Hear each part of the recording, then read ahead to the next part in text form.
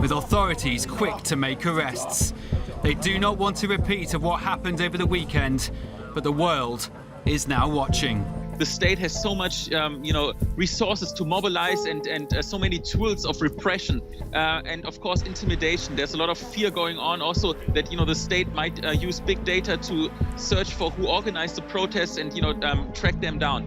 Currently, I think 20% of the population of the youth in China are unemployed. The people of China want Xi Jinping to step down. Greetings everyone, this is Aditya and you are watching MBFI'd.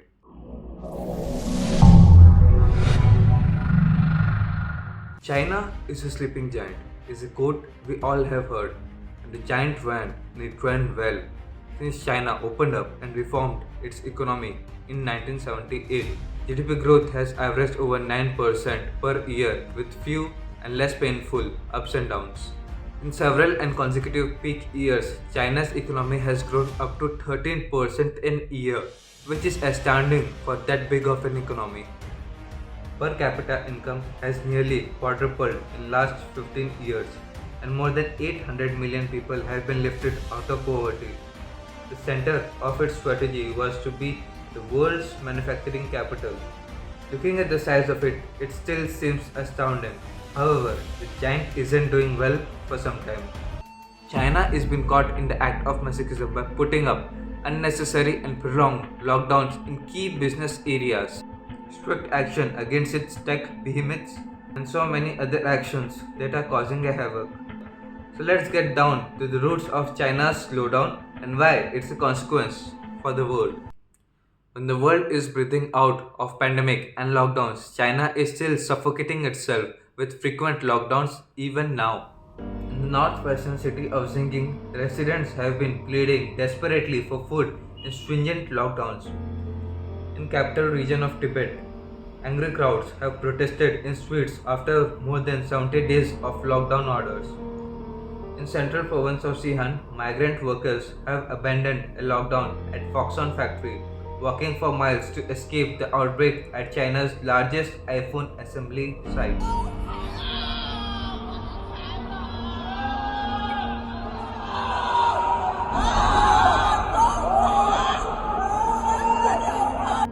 Eastern financial hub of Shanghai, things are gloomy even at the Disneyland. The park abruptly shut its gates on Monday to comply with COVID prevention measures, trapping visitors inside for compulsory testing. People in China has been exasperated, infuriated and frustrated by frequent lockdowns put up by the Chinese government without any premeditation. And it has been taking a toll in their lives, literally. The latest is the death of 3-year-old that died of monoxide poisoning due to strict lockdowns.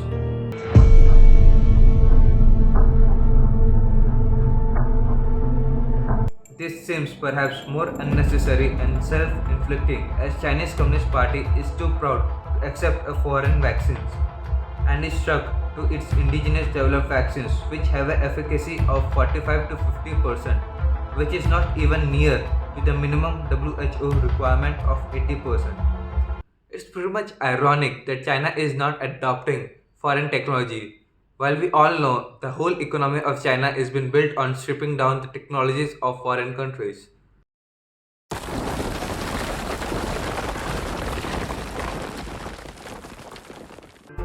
The housing sector accounts for a quarter of China's GDP. The failure of Evergrande Group, China's second largest housing firm, to meet offshore debt obligations further escalated the housing crisis. Developer abandoned semi-finished building, founders sold their stakes and exited the group, forcing homebuyers not to pay the mortgage. Housing loan default may have led to a crisis in banking also, as banks lent 7.5 trillion or a quarter of all bank loans to housing. The housing bubble wiped up most of the gains of hard-working Chinese middle class, and they are emotionally low, already suffering from COVID-related losses of life and livelihood.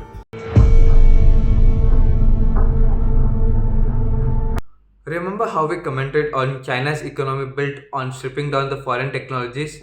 Well, one of the major countries seems to have enough of it. The US didn't complain until now, as it has benefited hugely from China's manufacturing powers. However, with China growing more and more assertive and hostile, the US sees it as a threat to its technology and military dominance. With exports of 435 billion and imports of 125 billion, China has a trade surplus of 310 billion with the US. China, the world's factory, supplies 15% of the world's good exports with a value exceeding $3.36 trillion in 2021. It buys input from everywhere, converting them and delivering the finished product for use in all the countries. And this is just the economic aspect, and not the only thing that's worrying the US. China's expansion plan in Taiwan, South China Sea, East Africa, and other countries are becoming a nuisance to the world and the surrounding countries. Free money is like an addiction, you can't get enough of it. And China has been using its deep pocket to feed into this addiction, especially of struggling economies. Sri Lanka and Pakistan are the primary examples facing the consequence of the Chinese debt trap. China's playbook is really simple.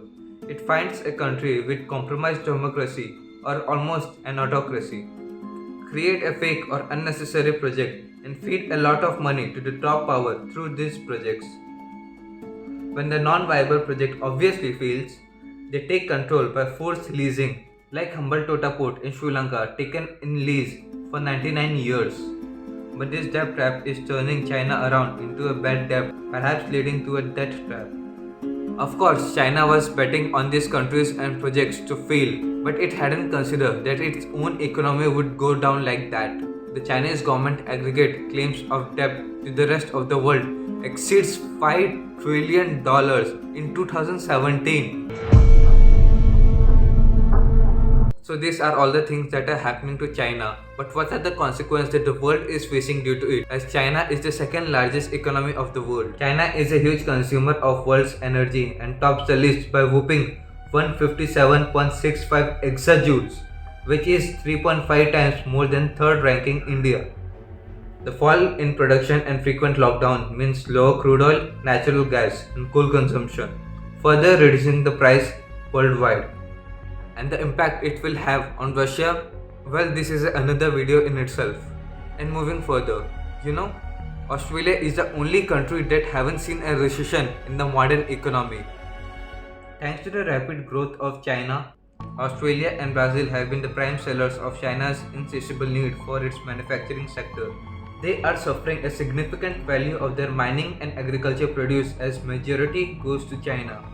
China produces approximately 10% of world's semiconductors and has been able to mess up the country that produces world's 50% of the semiconductors.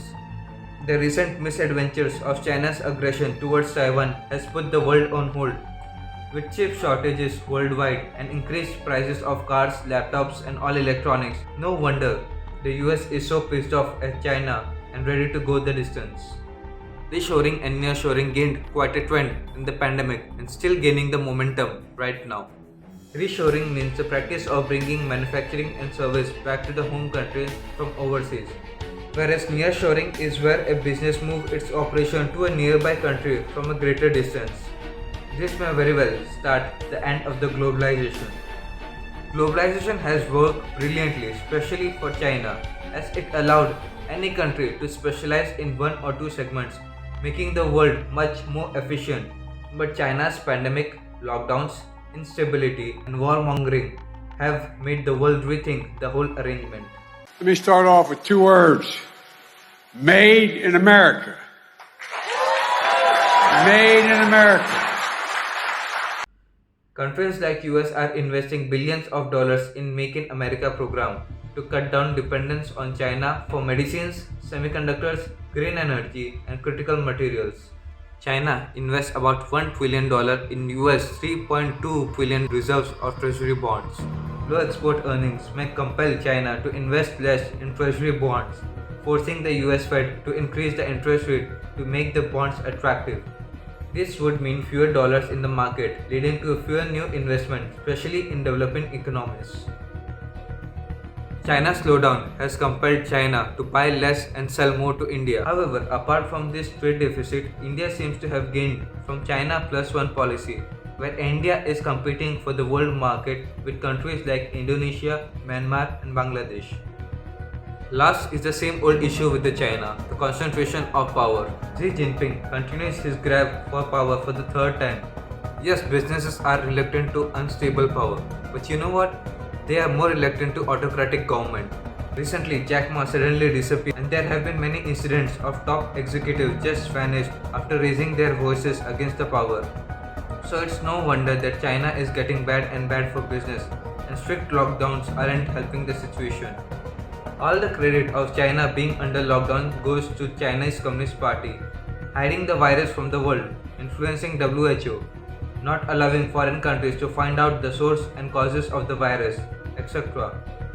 All in the name of saving the face of Chinese Communist Party or perhaps one person.